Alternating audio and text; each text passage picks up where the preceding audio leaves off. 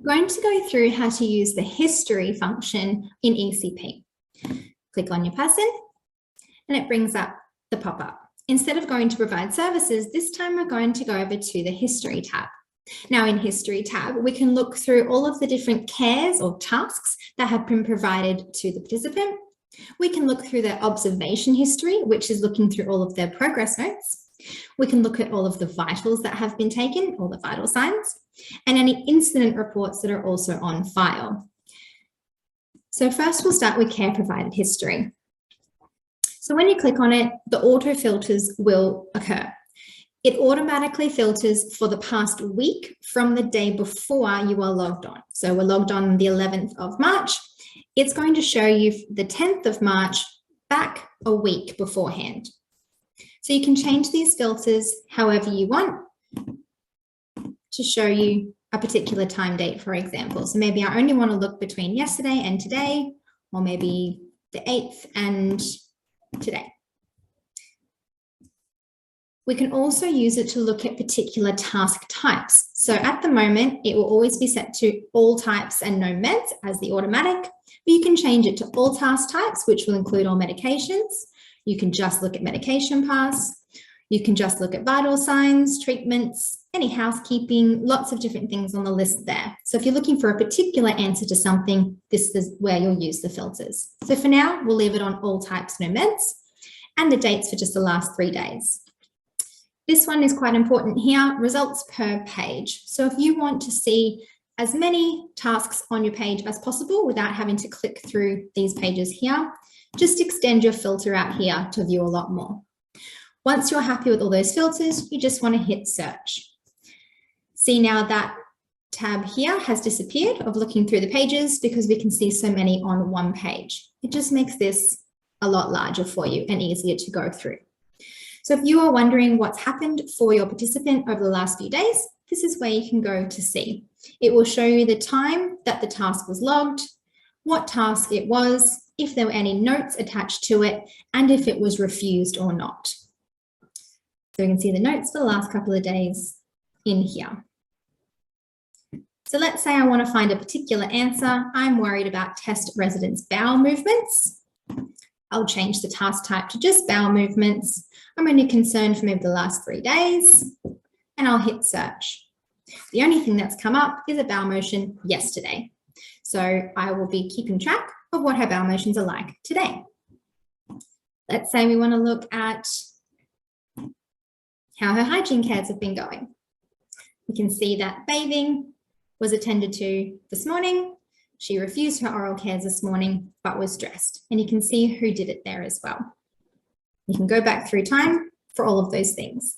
If any of the tasks had questions attached to them, you'll be able to see the answers that were recorded as well. That's our cares provided. All of your daily tasks and single cares will be logged into the cares provided history. If we're wanting to read back over the client's progress notes, we'll go to our observation history. So this is how you can check if your note has been added successfully from our other video of adding an observation. This is where you'll find the history. Same again, we can use these filters here to change what we want to see. We can see all notes, which will be observations and internal notes. So maybe one of the managers has added an internal note to the file, or maybe we just want to see observations. We can also see unread notes or flagged notes as well. We'll have this one ticked here if you're wanting to see any flagged notes appear on top. So if something was flagged a week ago, it will still show up the top and make sure that it's the first on your search. You can tick that or untick it as you wish. It's always set to ticked because we'll always want those flagged options to come up first. Change your filter dates for the date range that you want to see and how many results per page you want to see as well. And hit search. So we've got a flagged note coming up the top there. And we have our notes for the last couple of days there as well. You'll see the date and time there.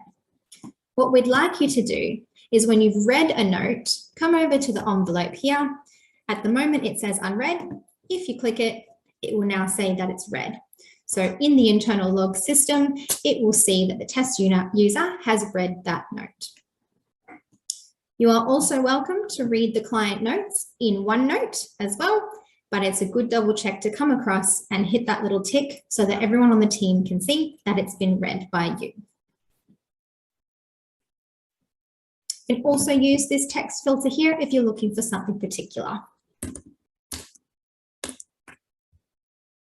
Okay, bowel motion or bowel, and it will come up with everything that has bowel in it. Vitals history is the next one.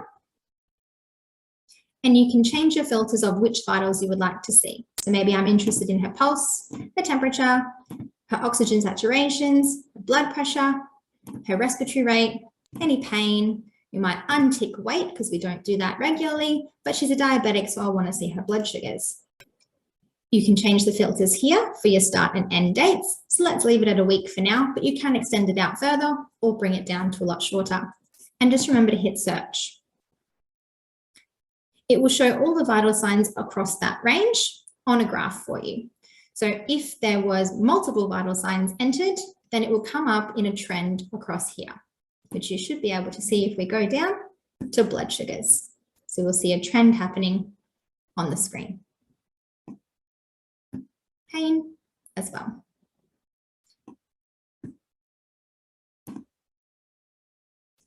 Now, if you're wanting to look at any incident reports on file, this is where you can do it. So maybe you've noticed a skin abnormality with your participant and you're not quite sure if it's already been logged as an incident. Hopefully it's been written into the notes that it has been already written into an incident report, but if you're not quite sure and you can't find it, this is where you can check. So the date and time, classification and who it was created by, and the status. So if it's still a draft or if the medical manager has come along and finalized it. If you're wanting to read it, you can just click the print option and it will bring up a PDF version of that incident report for you.